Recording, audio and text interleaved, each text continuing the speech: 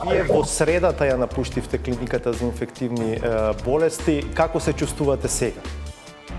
Па релативно сум подобра, после 17 дена хоспитализација и поминав со полесни симптоми, да кажам, меѓутоа сепак искусив пневмонија и сум класифицирана како пациент со полесни симптоми. Меѓутоа сега веќе се чувствувам доста подобро во домашни услови.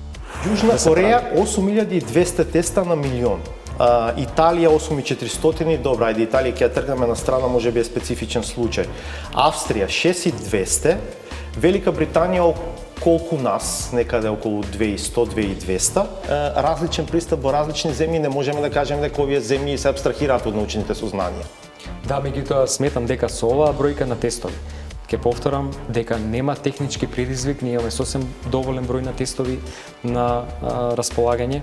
Понатаму немаме проблем со лабораториите, тие се сосем доволно стручно екипирани, меѓутоа пристапот да се диагностицира пациент кој што има симптоми и сите други контакти негови да бидат во самоизолација, за сега дава добри резултати.